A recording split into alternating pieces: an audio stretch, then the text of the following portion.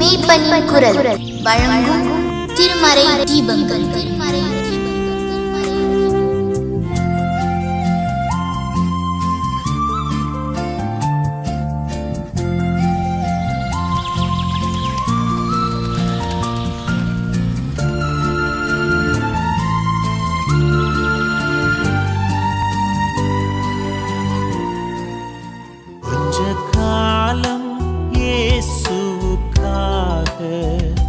கஷ்டப்பாடு சகிப்பதினால் இன்னல் துன்பம் இன்பமாய் மாறும். இயேசுவை நான் காணும்போது இன்னல் துன்பம் இன்பமாய் மாறும். இயேசுவை நான் காணும்போது அவர் பாதம் விழுந்து பணிந்து ஆனந்த கண்ணீர் வடிப்பேன். எந்த ஓட்டம் ஜெயத்துடன் முடியும், அந்த நாடு சுதந்தரிப்பேன். எந்த ஓட்டம் ஜெயத்துடன் முடியும், அந்த நாடு சுதந்தரிப்பேன்.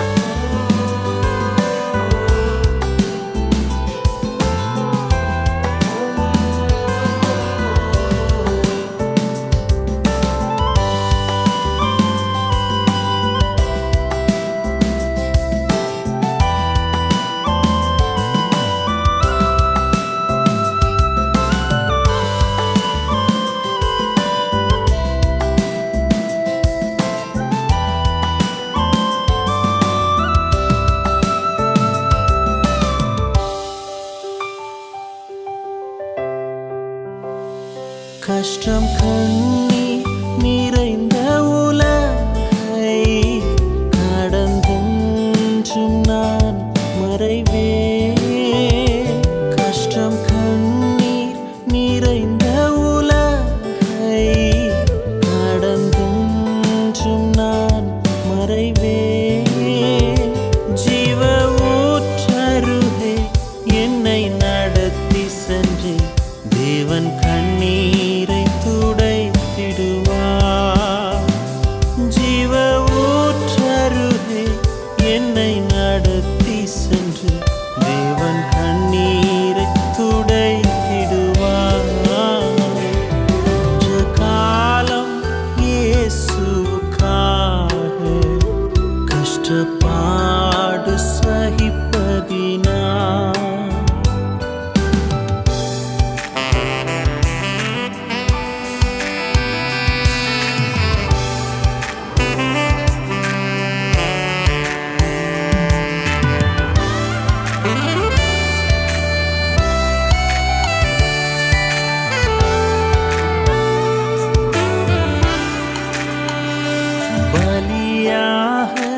காணிக்கையாக படைத்தேன் உமக்காக. பலியாக காணிக்கையாக படைத்தேன் உமக்காக. என்னை ஏற்றுக்கொள்ளும் இயேசு ஆண்டவரே, ஏழை நான் என்றும் அடிமை. என்னை ஏற்றுக்கொள்ளும் இயேசு ஆண்டவரே, ஏழை நான் என்றும் அடிமை. கொஞ்ச காலம் இயேசுவுக்காக கஷ்டப்பாடு சகிப்பதினால் இன்னல் துன்பம் இன்பமாய் மாறும். இயேசுவை நான் காணும்போது இன்னல் துன்பம் இன்பமாய் மாறும்.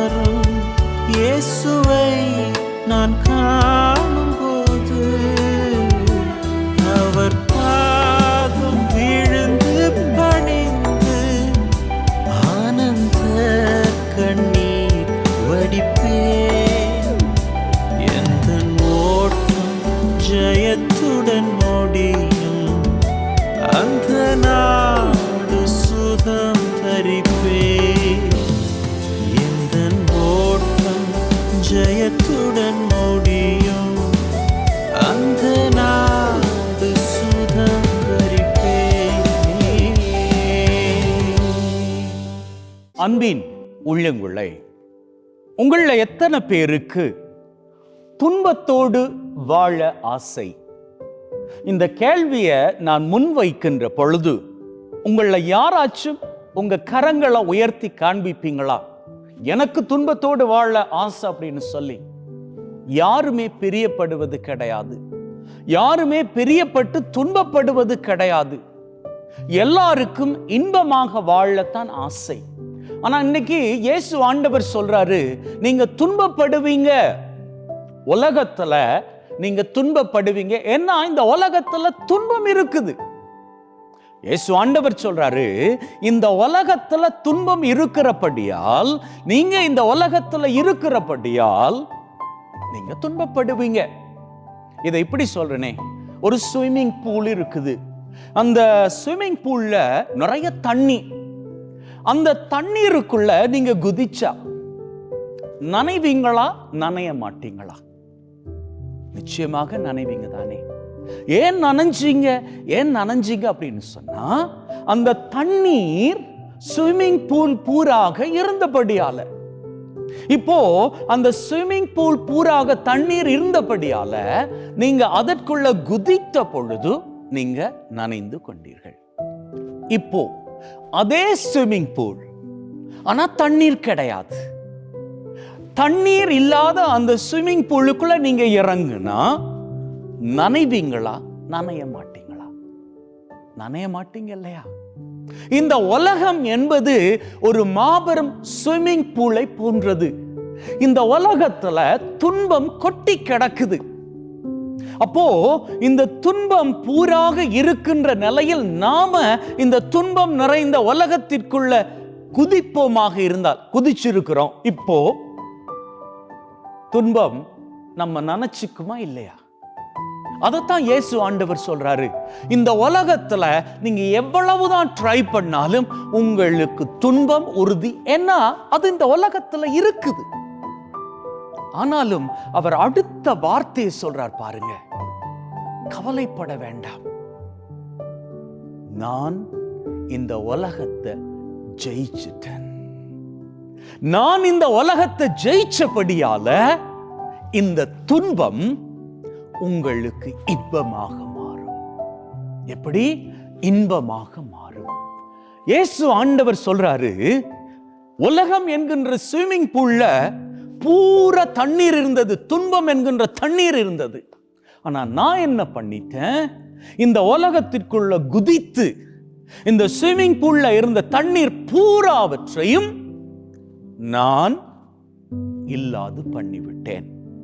இனிமேல் நீங்க இந்த உலகத்திற்குள்ள நடக்கின்ற பொழுது உங்களுக்கு துன்பம் கிடையாது, மாறாக இன்பம் தான்.